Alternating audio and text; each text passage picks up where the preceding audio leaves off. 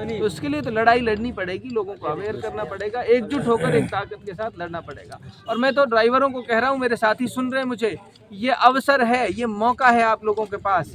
इतना बड़ा तबका देश में के अंदर है, 20 करोड़ लोग लगभग ड्राइवर हैं, जो जिनका व्यवसाय ही ये है कि वो ड्राइविंग के पैसे पर निर्भर हैं।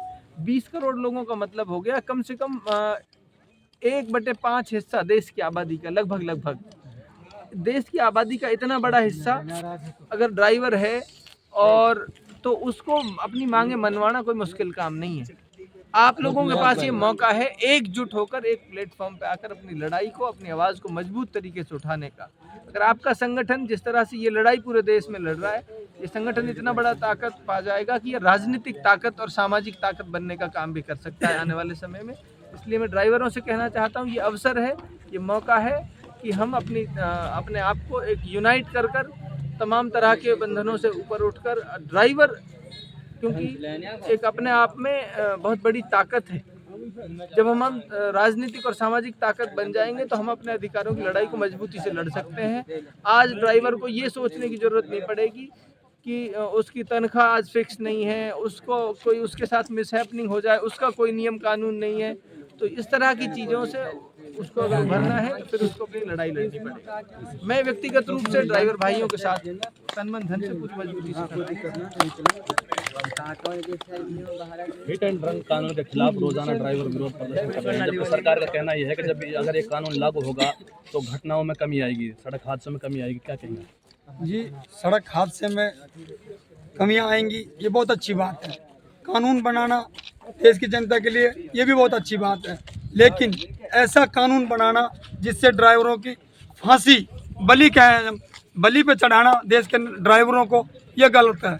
अगर देश के अंदर ड्राइवरों के लिए कोई कानून बनाना था तो सबसे पहले मैं प्रधानमंत्री, परिवहन मंत्री से हाथ जोड़ कर रिक्वेस्ट करना चाहता हूं, जैसे हमारे ऑल ड्राइवर कल्याण संघ भारत के या अन्य देश के अन्य संगठनों ने देश के 22 करोड़ चालकों के लिए प्रधानमंत्री, परिवहन मंत्री, राष्ट्रपति, राज्यपाल के लिए ज्ञापन सौंपा है कि हमें ड्राइवर आयोग दो, ड्राइवर दिवस दो। ड्राइवर ऑटो से लेकर टैक्सी से लेकर ट्रक ड्राइवर, इनके लिए एक सैलरी निर्धारित करें। 10,000 15,000 कमाने वाला ट्रक ड्राइवर कश्मीर से कन्याकुमारी तक चलने वाला, उसकी क्या सैलरी है? 10,000 15,000 महीना कमाने वाला वो 7 लाख रुपए कहाँ से भुगतेगा? वो 10 साल की सजा भुगतेगा तो उसका परिवार कहाँ जाएगा? ये काला कानून जब तक बंद नहीं होगा हम ऐसे ही रोज जताते रहेंगे। देश का ड्राइवर एक सदमे में है।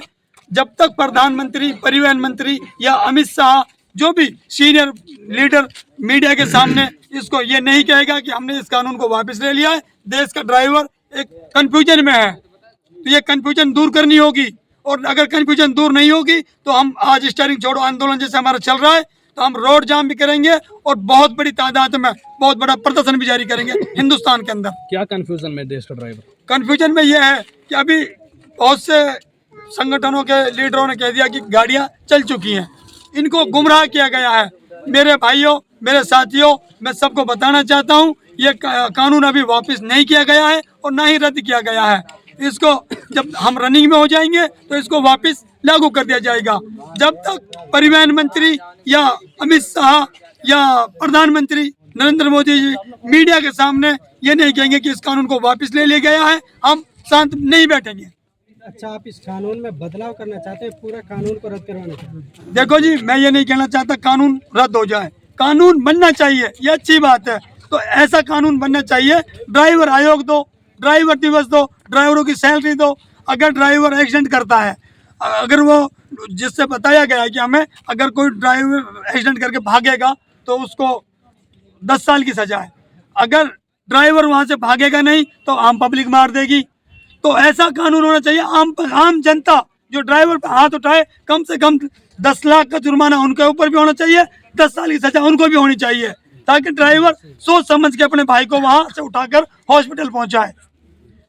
ड्राइवर इस सदमे में है, अगर मैं भागूंगा तो भी मारा गया, नहीं भागूंगा तो भी मारा गया। इसमें थोड़ा बदलाव होना चाहिए ना अच्छी तरीके से।